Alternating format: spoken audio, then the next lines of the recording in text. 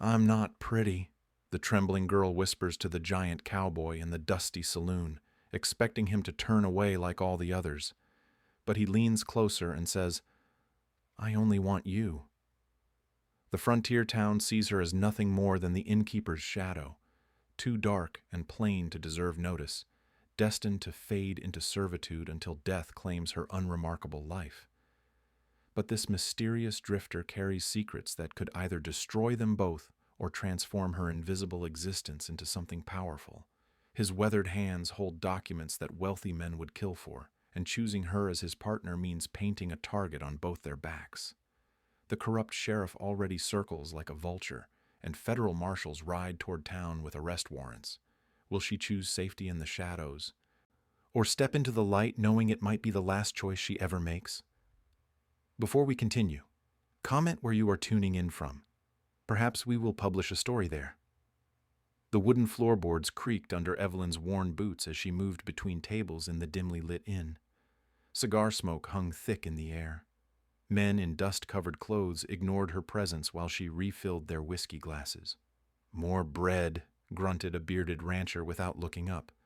Evelyn nodded silently and retreated to the kitchen. Her father Henri coughed violently over his ledger books. Dark circles shadowed his eyes. The numbers don't add up, Evie, he wheezed. We're 3 months behind on payments. She took the ledger from his trembling hands. Her mother had taught her to read these figures before she died. The inn owed more money than it could ever make serving travelers and locals.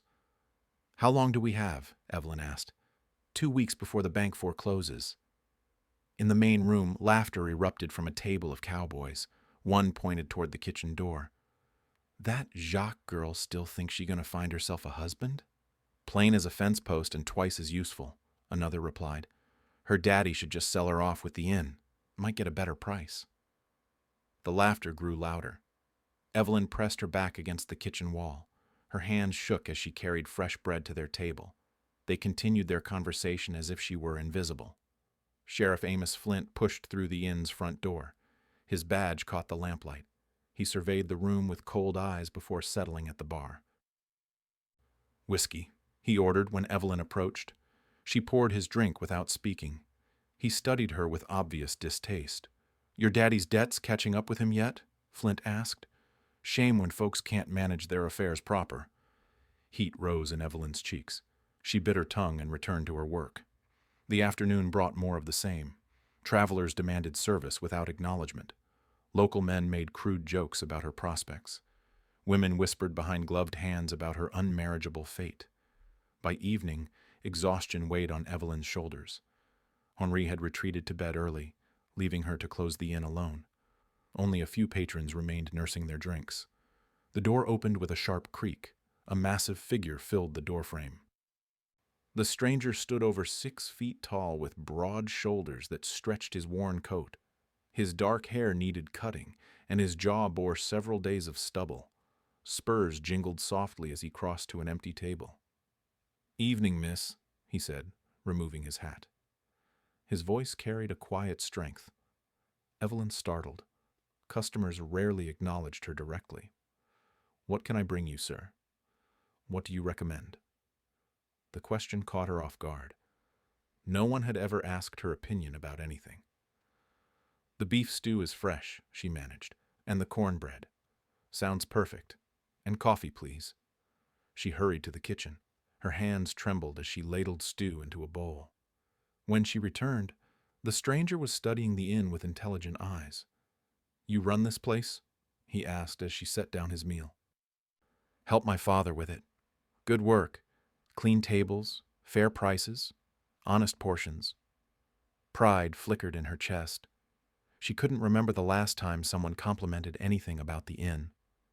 The remaining patrons filtered out into the night. The stranger ate slowly, occasionally glancing at Evelyn as she cleaned tables. Unlike the others, his gaze held no mockery or dismissal. I'm Solomon Hayes, he said when she approached with his bill. Evelyn Jacques. French name? My father came from Louisiana. Solomon nodded and left coins on the table, far more than the meal cost. I'll be staying in town a few days. Mind if I take meals here? Of course not. He stood and put on his hat. At the door, he turned back. Miss Jacques, you keep fine books. Saw your ledger when you served my coffee. Neat handwriting. Organized columns. Shows a sharp mind. Warmth spread through her chest. Her mother's lessons in mathematics and record-keeping had seemed useless until now. After Solomon left, Evelyn sat alone in the empty inn. She opened the ledger and stared at the impossible numbers. 2 weeks until foreclosure. No way to raise the money. Her father's health failing daily. She thought about the men's laughter earlier. Their certainty that she would end up a charity case or worse. The sheriff's knowing smirk when he mentioned their debts. But Solomon Hayes had seen her ledger work and called it good. Had asked her opinion and listened to her answer. Had treated her like a person instead of furniture. For the first time in months, a tiny seed of hope took root in her heart. The next morning brought fresh humiliation. Mrs. Peterson from the general store cornered Evelyn outside the bank. Heard your daddy's losing this place, she said with false sympathy. Such a shame. Course, I always said you people should know your limitations. Other townspeople gathered, sensing gossip. Their faces showed the same mixture of pity and satisfaction that always accompanied others' misfortune. Maybe it's for the best, added Tom Wheeler, the blacksmith. Girl like you needs to learn her place anyway. Evelyn's face burned with shame and anger. She pushed through the crowd and ran back toward the inn. Solomon Hayes sat at his usual table, drinking coffee and reading a newspaper. He looked up when she entered. Everything all right, Miss Jacques? The kindness in his voice broke something inside her. Tears she'd held back for months threatened to spill over. I'm not pretty, she whispered, the words tumbling out before she could stop them. Solomon set down his newspaper. His dark eyes met hers with startling intensity. I only want you. Evelyn stared at Solomon, confusion mixing with disbelief. His words made no sense. Men didn't want her. They barely saw her. I don't understand, she whispered. Solomon reached into his coat and pulled out a leather portfolio. He opened it carefully on the table. Official documents spread across the worn wood. Land deeds, bank certificates, business contracts.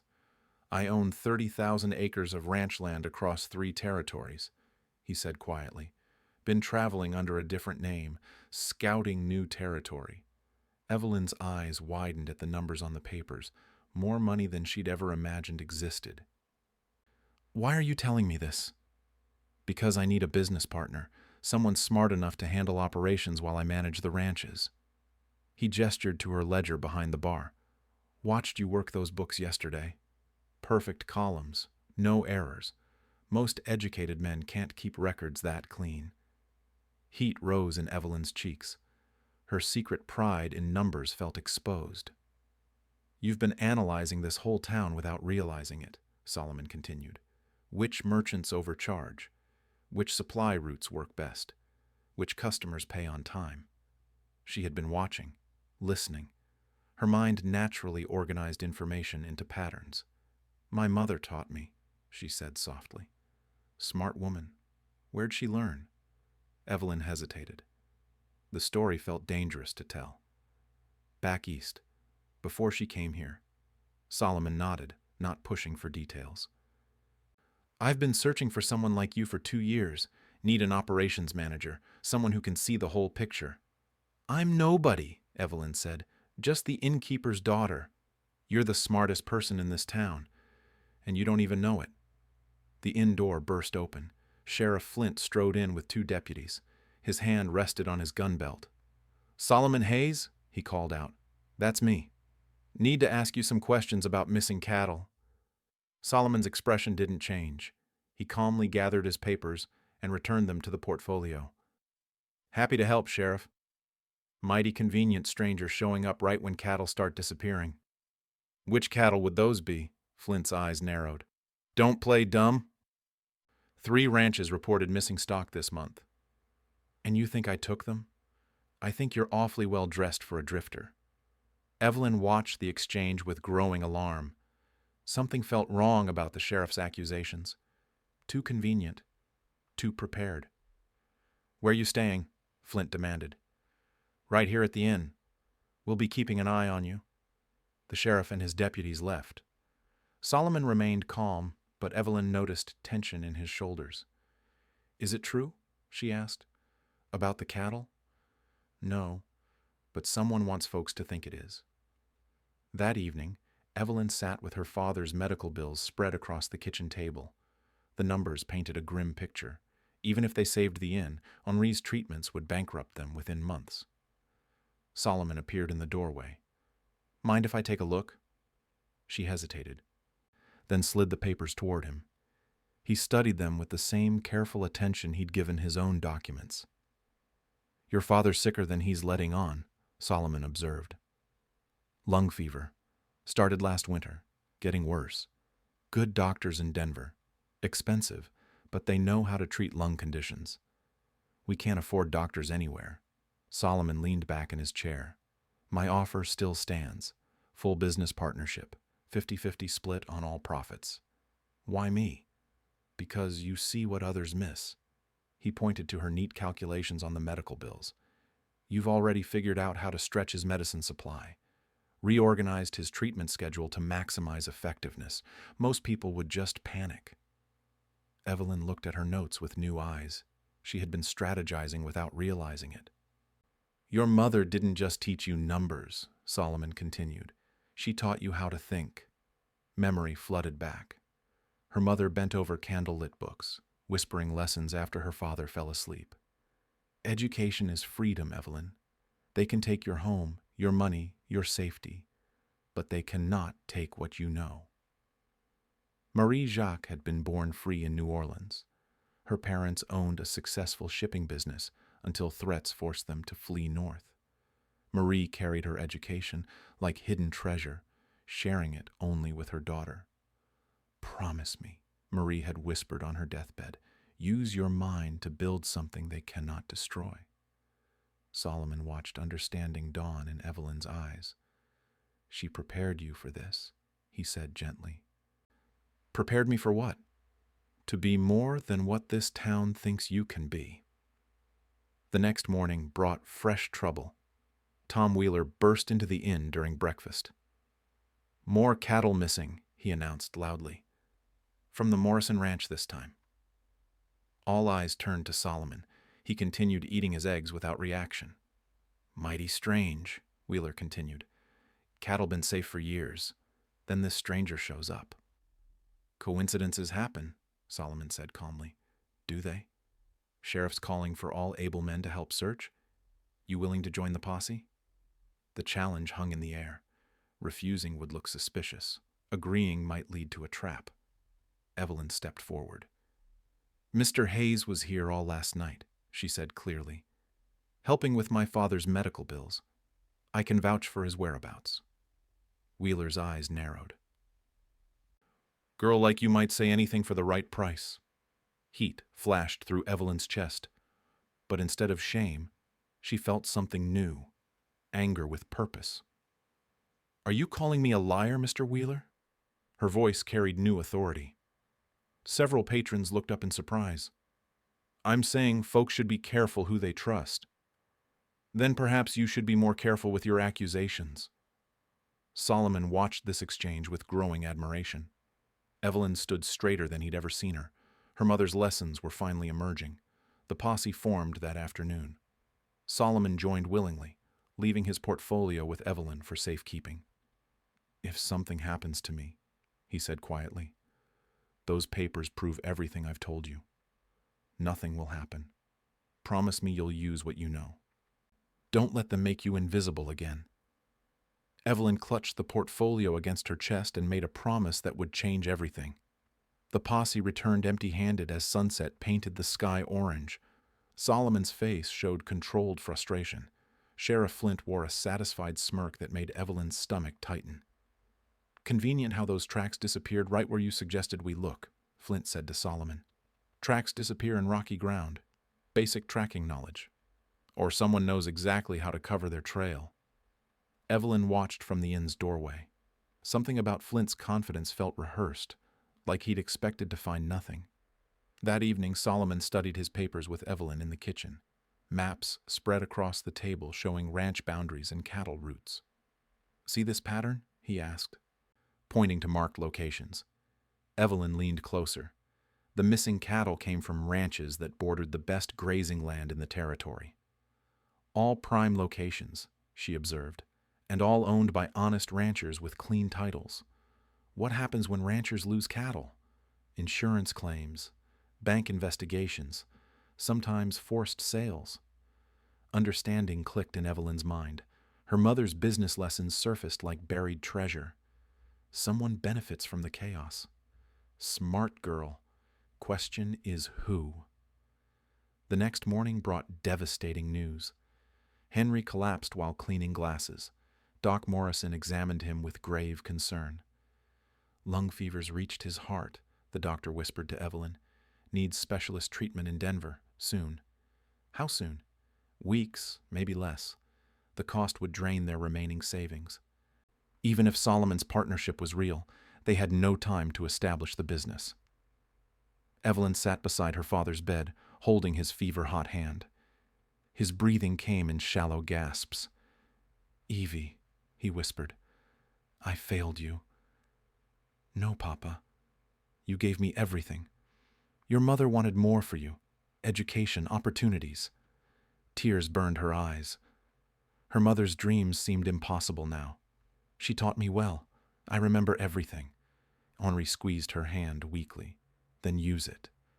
Don't let them bury your gifts with mine." That afternoon, Evelyn made a decision that terrified and exhilarated her. She found Solomon examining shipping schedules in the inn's main room. "I accept your partnership," she said quietly. He looked up with surprise and approval. "What changed your mind?" "My father needs those Denver doctors. And my mother didn't teach me mathematics to waste it serving ungrateful customers." Solomon smiled for the first time since arriving. "Then let's get to work." They spent the evening planning. Solomon's capital could establish trading posts along major cattle routes. Evelyn's organizational skills would manage supply chains and inventory. "We'll start small," Solomon explained. "One trading post. Prove the concept." "Where?" He pointed to a spot on his map. "Junction where 3 cattle trails meet. Perfect location for supplies and information." Evelyn studied the geography. Her mind automatically calculated distances, travel times, seasonal variations. "Spring roundup starts in 6 weeks," she said. "Prime season for supplies." "Exactly. Think we can have a post operational by then?" "If we order materials this week." Solomon's eyes lit with genuine admiration. "Your mother trained you well." The next day brought fresh challenges. Word spread quickly about their partnership. Reactions ranged from skeptical to openly hostile. Mrs. Peterson cornered Evelyn outside the general store. "Heard you're getting ideas above your station," she said coldly. "I'm starting a business. Girls like you don't start businesses. You serve them. Watch me." The defiance in her own voice surprised Evelyn. She walked away with her head high, leaving Mrs. Peterson sputtering. But not everyone opposed the partnership. Ruby Monroe approached Evelyn that afternoon with quiet support. "About time someone recognized your brains," Ruby said. "Your mother would be proud." "You knew my mother?" "Marie was the smartest woman in 3 counties. Shame how this town wasted her talents." Ruby leaned closer, lowering her voice. "Be careful, though. Some folks profit from keeping others down. They won't like seeing you rise." "What do you mean?" "Sheriff's been asking questions. About Solomon's money. About your sudden partnership." Unease crept up Evelyn's spine. Flint's interest felt predatory rather than protective. That evening more cattle disappeared, this time from the Walsh Ranch, the largest spread in the territory. Sheriff Flint arrived at the inn within an hour. "Need to search your guest's room," he announced. "On what grounds?" Evelyn asked. "Suspected cattle rustling." Solomon appeared from upstairs carrying his saddlebags. "Go ahead, Sheriff. Search whatever you need." Flint tore through Solomon's belongings with obvious frustration. He found nothing suspicious, no stolen goods, no rustling equipment. But his eyes lingered on Solomon's expensive clothes and quality gear. Mighty fine things for a drifter. I work hard for my money. Doing what exactly? Cattle trading, legitimate business. Prove it. Solomon produced business correspondence from his portfolio, letters from banks, contracts with ranchers, shipping receipts. Flint studied them with growing irritation. Everything appeared legitimate. Could be forgeries? Send telegrams to verify. I'll wait. The sheriff's confidence cracked slightly. He clearly hadn't expected such thorough documentation. Maybe I will? After Flint left, Solomon sat heavily at his usual table. He's not investigating rustling, he said quietly. He's fishing for something else. What? Someone wants me gone. Question is why? Evelyn brought him coffee, her mind racing through possibilities. Why would anyone want Solomon to leave? What threatened them about his presence? Then understanding struck like lightning. Your trading post plan, she said suddenly. What about it? It would disrupt existing supply chains, cut out middlemen, reduce profits for someone. Solomon's eyes sharpened. Someone who benefits from the current system. Someone with authority to discourage competition. They looked at each other with dawning realization. The missing cattle weren't random thefts. They were a weapon, a way to create chaos and justify removing threats to existing power structures. Sheriff Flint, Evelyn whispered, or someone Flint works for. The game became clear, but proving it would require more than suspicion. They needed evidence, and getting evidence meant taking risks that could destroy them both. Outside, storm clouds gathered on the horizon. Inside the inn, Evelyn felt the weight of her mother's lessons settling on her shoulders like armor. The real fight was about to begin. Evelyn sat in her father's chair behind the inn's front desk, surrounded by ledgers and papers. For the first time in her life, she was conducting an investigation. Her mother's mathematical training had taught her that numbers always told the truth. She started with public records from the courthouse. Land transfers over the past 2 years revealed a disturbing pattern.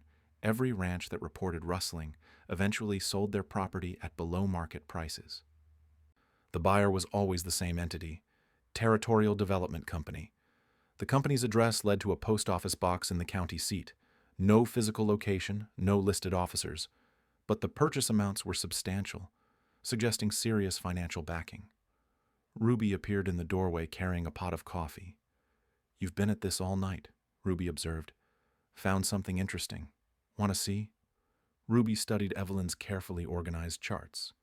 Each showed the timeline from first rustling report to eventual land sale. Average time between theft and sale is 4 months, Evelyn explained. Just long enough for insurance problems to create financial pressure. And Flint investigates every case? Every single one. Never finds the cattle, never catches the thieves. Ruby's expression darkened. 20 years I've been in this town. Never seen Flint fail to solve a crime he really wanted solved. What changed 2 years ago? New judge appointed, Judge Harrison, came from back east with big ideas about development. Another piece clicked into place. Evelyn added the judge's appointment to her timeline. The first mysterious land sale happened 3 weeks later. I need to see more records, Evelyn said. Courthouse closes to folks like us after official hours. Then we go during official hours. The next morning, Evelyn walked into the courthouse wearing her best dress. The clerk, a nervous young man named Peter, looked surprised to see her. Need something, Miss Jock? Land records for the past 3 years. Public information. Peter glanced around nervously. That's a lot of documents. Take considerable time to gather. I have time. Sheriff Flint mentioned folks shouldn't go stirring up old business. Evelyn's spine straightened. Her mother's voice whispered in her memory. Knowledge is power. Never let them convince you otherwise. Are you refusing me access to public records? No, miss. Just saying it might not be wise. Wisdom is my concern, not yours. Peter reluctantly produced the requested files. Evelyn spent hours copying information by hand. Property values, sale dates, buyer information, legal representatives. The pattern became even clearer with complete data. Territorial Development Company had purchased over 50,000 acres of prime ranch land, Market value, nearly $200,000. Purchase price, less than half that amount. Someone was getting very rich from other people's misfortune. That afternoon, Solomon returned from his own investigation in the county seat. His expression was grim. Territorial Development Company is owned by a consortium of Eastern investors, he reported. But the local representative is Judge Harrison. Legal? Technically, judges can invest in business ventures, but not ethical. Not when those investments benefit from his court decisions. Evelyn showed him her findings. Solomon's face grew darker as he studied her meticulous documentation. "This is systematic theft," he said quietly, "disguised as legitimate business. And Flint is the enforcement arm. Question is how to prove it without getting ourselves killed." The answer came from an unexpected source. Tom Wheeler burst into the inn that evening, his face flushed with anger and fear. "They got my cattle," he announced loudly. 50 head missing from the north pasture. Murmurs rippled through the room. Wheeler owned one of the most successful ranches in the area. "When?" someone asked. "Discovered it this morning. Fresh tracks leading toward the mountains." Evelyn exchanged glances with Solomon. Wheeler's ranch bordered several of the previously targeted properties. "Sheriff organizing another posse?" a voice called out. "Says he's too busy with other investigations." This was new. Flint had never refused to investigate rustling before. After the crowd dispersed, Evelyn approached Wheeler privately. "Mind if I ask about your ranch's finances?" Wheeler looked surprised by the question. "Doing fine." "Why?" "Just curious about property values in the area. Had an offer last month from some development company. Insulting low price. Told them to get lost." "What company?" "Territorial something. Can't remember the exact name." Evelyn's heart raced. Wheeler had refused to sell, so now his cattle were disappearing. "You planning to reconsider their offer?" "Hell no. Land's been in my family 20 years, not selling to Eastern carpetbaggers." But Evelyn saw fear in his eyes, fear that his stubbornness might cost him everything. The next morning brought disturbing news. Federal marshals had arrived in town. Sheriff Flint met them at the train station with obvious nervousness. Solomon watched from the inn's window as the lawmen conferred in the street. "This changes everything," he said quietly. "How?" "Federal involvement means someone complained to territorial authorities. Flint can't control federal marshals like he controls local investigations. Is that good or bad for us? Depends on who called them and why." The answer came within hours. Marshal Davies entered the inn with purposeful strides. His badge gleamed against a black coat. "Solomon Hayes?" "That's me." "Need you to come with me. Questions about missing livestock." "Am I under arrest?" "Not yet, but cooperation would be appreciated." Solomon gathered his coat calmly, but Evelyn saw tension in his movements. "I'll be back," he told her quietly. "When?" "Soon as I can." After he left, Evelyn sat alone with her research spread across the table. Everything pointed to corruption at the highest levels. But Solomon was now caught in the web, and she was the only one who understood the full scope of the conspiracy. Her father's condition continued deteriorating. The Denver doctors wouldn't wait much longer. Time was running out on multiple fronts. Ruby found her staring at the evidence, paralyzed by the magnitude of the problem. "What you need is leverage," Ruby said after reviewing the documents. "Against federal marshals? Against whoever's pulling their strings. How?" "Same way your mother would have done it, with brains instead of bullets." Evelyn looked at her carefully organized charts and calculations. Her mother's training had prepared her to see patterns others missed. Now she had to find the one piece of evidence that would unravel the entire conspiracy. The answer was hidden somewhere in these numbers. She just had to be smart enough to find it before Solomon disappeared forever. Evelyn spent the night cross-referencing bank records with court documents.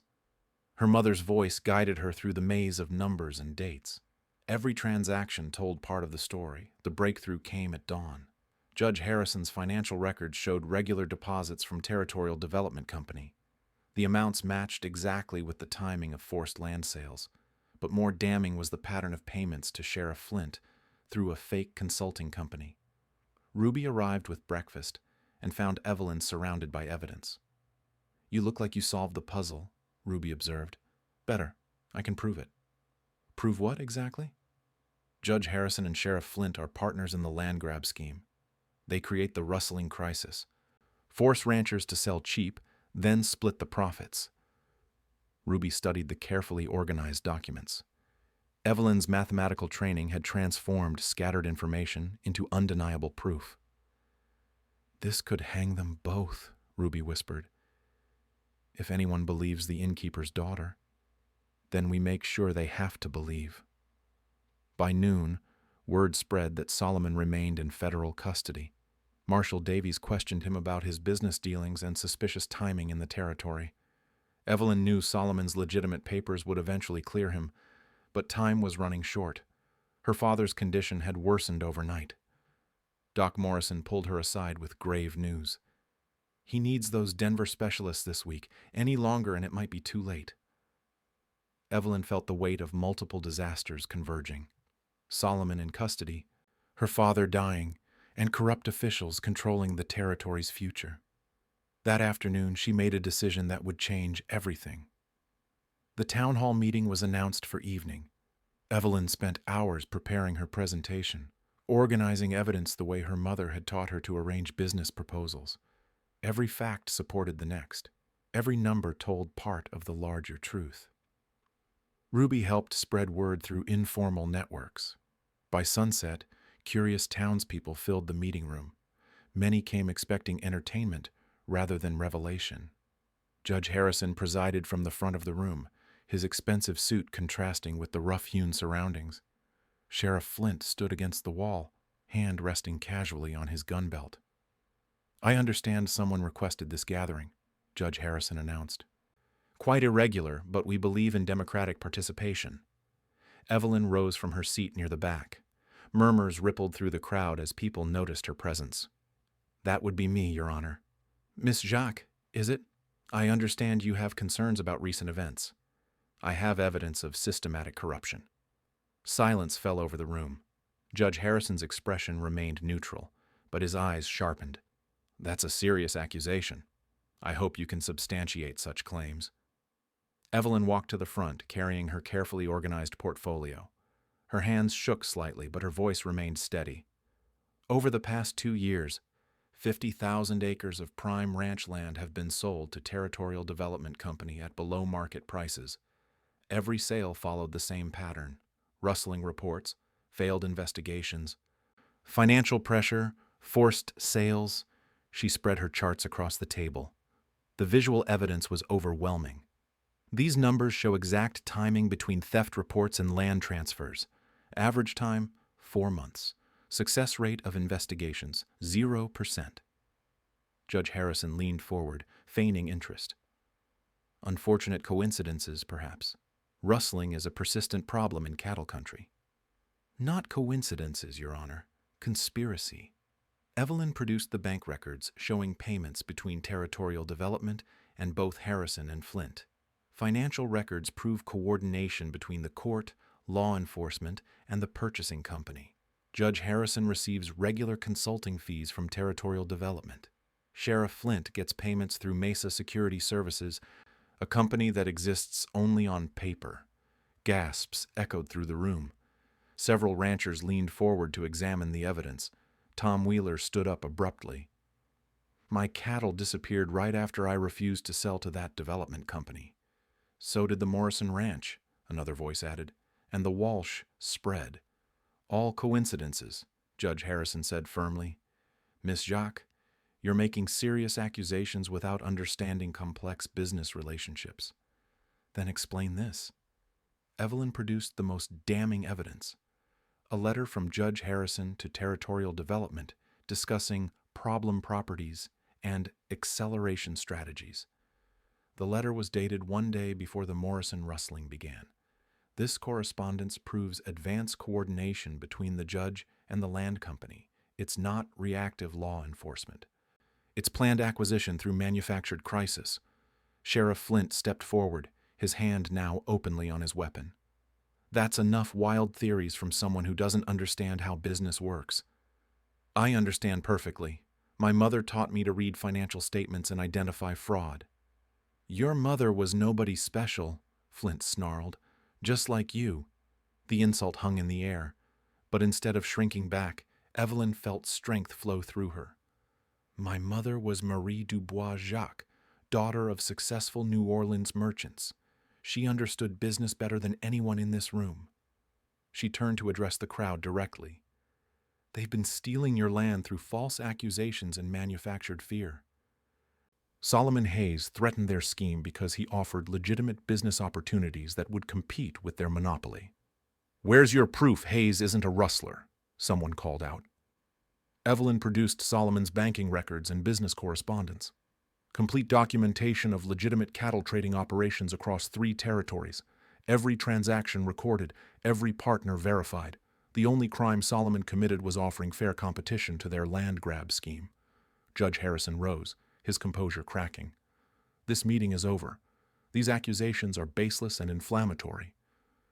The federal marshals can determine that, Evelyn replied calmly. What marshals? The ones I telegraphed this morning. They should arrive within the hour. The room erupted in chaos. Judge Harrison and Sheriff Flint exchanged panicked glances. Several townspeople surrounded Evelyn's evidence table, studying the proof for themselves.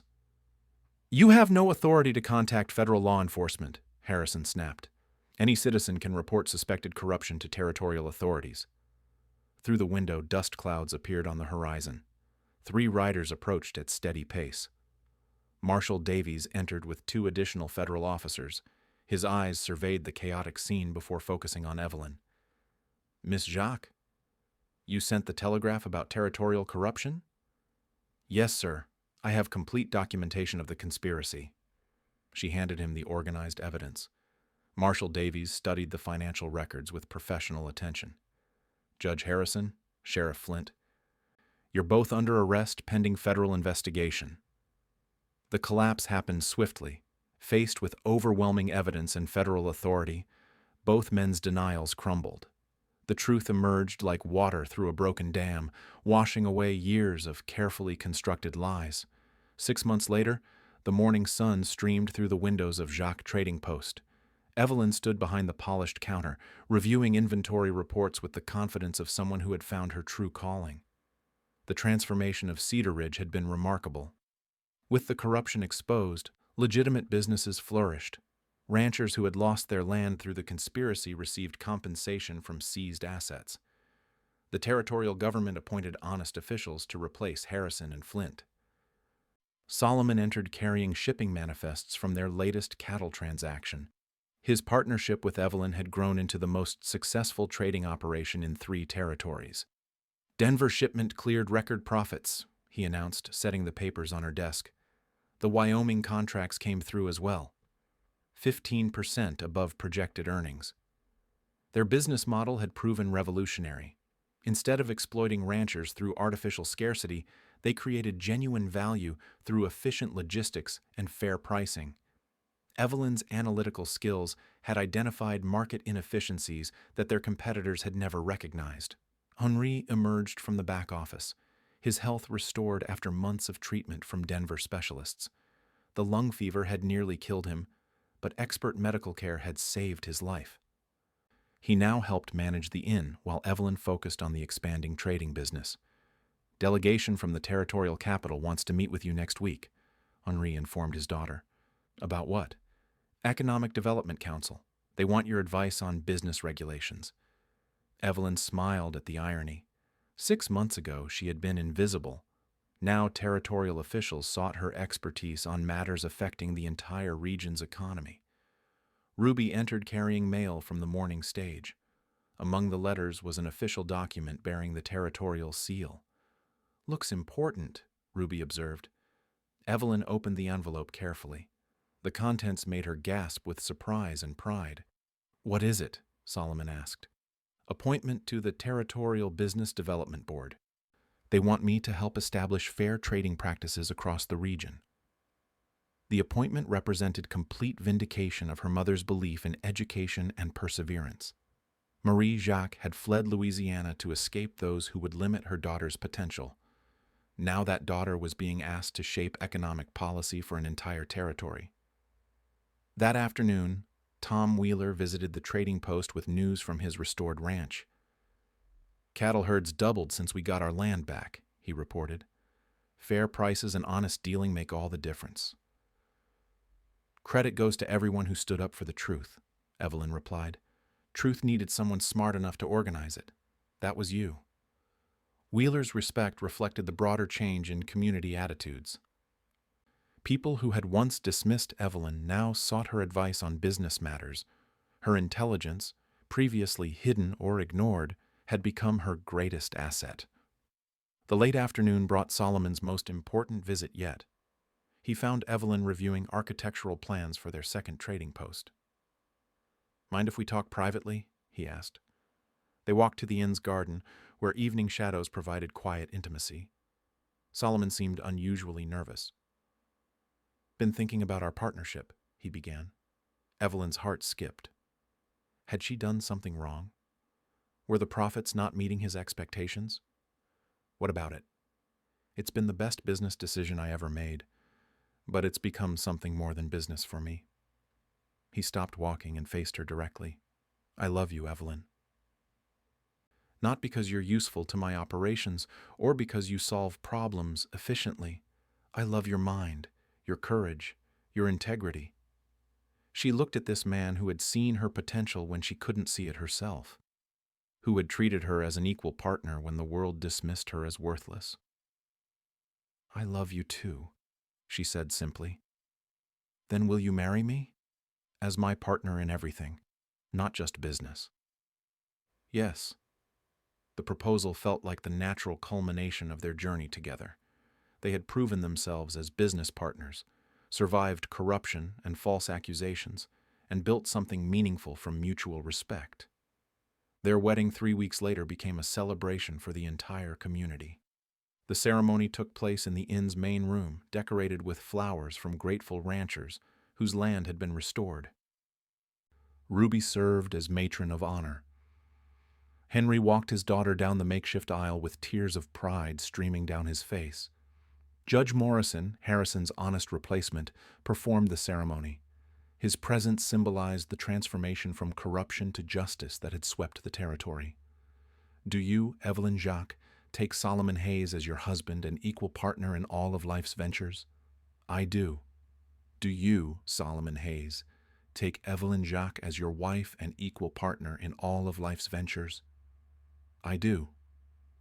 The kiss that sealed their marriage also sealed a partnership based on mutual respect, shared values, and genuine love. 1 year later, Evelyn stood before a mirror in their expanded home above the trading post. The reflection showed a woman transformed not by appearance, but by confidence and achievement. She wore a simple blue dress for the Territorial Economic Summit where she would present her recommendations for fair business practices. Solomon appeared in the doorway, adjusting his own formal attire. "Ready to change the territory's economic future?" he asked with a smile. "Ready to try?" "Your mother would be proud."